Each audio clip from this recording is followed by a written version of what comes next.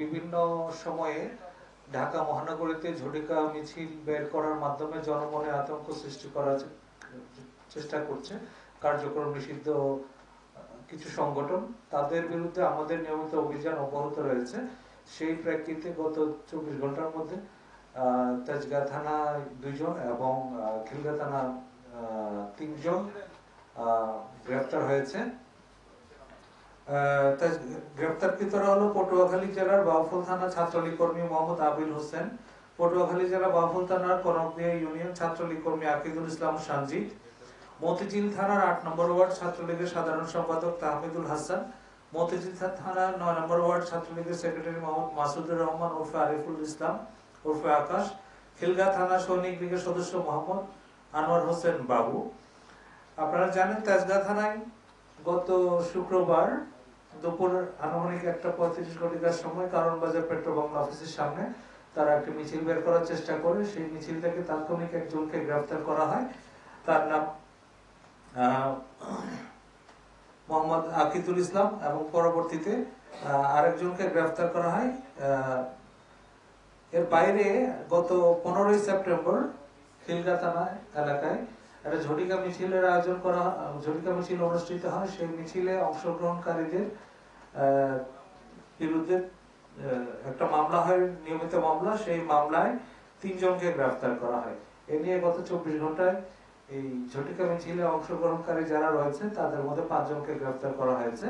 ইতিমধ্যে Dhaka metropolitan police এর পক্ষ থেকে বলা হয়েছে যে কেউ কার্যক্রম নিষিদ্ধ কোনো সংগঠন যদি কোনো ধরনের আইন শৃঙ্খলা বিনষ্ট করার চেষ্টা করে সেই ক্ষেত্রে আমরা তা কঠোরভাবে দমন করব এবং এই ক্ষেত্রে যারা আইন শৃঙ্খলা বিনষ্ট করার চেষ্টা করুক না কেন তাদের বিরুদ্ধে আমাদের নিয়মিত অভিযান অব্যাহত থাকবে। আর একটু বিষয় আমি আপনাদের সামনে আজকে শেয়ার করছি, সেটা হচ্ছে গত 24 ঘন্টায় ঢাকা মেট্রোপলিটন পুলিশের বিভিন্ন ইউনিট কর্তৃক বিপুল পরিমাণ মাদক দ্রব্য উদ্ধার হয়েছে এবং এর সাথে সংশ্লিষ্ট মাদক ব্যবসায়ী এবং বিভিন্ন সরঞ্জামাদি উদ্ধার হয়েছে। গত 24 ঘন্টায় ঢাকা মেট্রোপলিটন পুলিশের মতিঝিল বিভাগ ডিটেকটিভ ব্রাঞ্চের তারা 70,000 পিস ইয়াবা ট্যাবলেট এবং মাদক পরিবহনে ব্যবহৃত একটি কাভার্ড ভ্যান সহ 2 জন মাদক ব্যবসায়ীকে আটক করেছে। তাদের কাছে একটা তথ্য ছিল যে কক্সবাজার থেকে একটা কাভার্ড ভ্যান ঢাকার দিকে আসছে।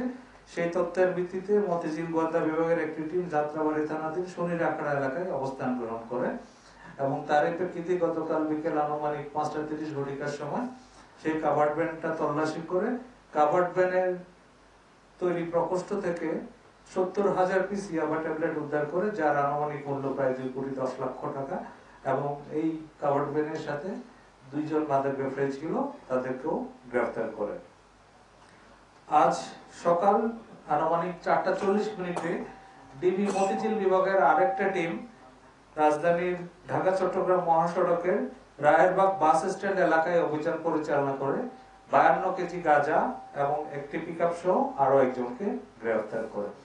আপনারা জানেন মাদকের বিরুদ্ধে ঢাকা মেট্রোপলিটন পুলিশের নিয়মিত অভিযান অব্যাহত রয়েছে। তারই অংশ হিসেবে যাত্রাবাড়ি থানা পুলিশ আজ সকাল আনুমানিক 5:30 ঘটিকার সময় যাত্রাবাড়ি এলাকায় অভিযান পরিচালনা করে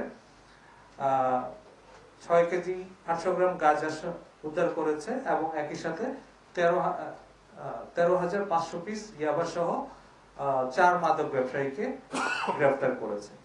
এই মাদক ব্যবসায়ীদের বিরুদ্ধে আমাদের নিয়মিত অভিযান অব্যাহত আছে এবং ভবিষ্যতে তাদের বিরুদ্ধে আমাদের যে অবস্থান জিরো টলারেন্স মাদক এবং যে কোনো ধরনের ঝটিকা মিছিল সে ব্যাপারে ঢাকা মেট্রোপলিটন পুলিশের যে শক্তিশালী অবস্থান সেটা চলমান থাকবে। আপনাদের সবাইকে ধন্যবাদ।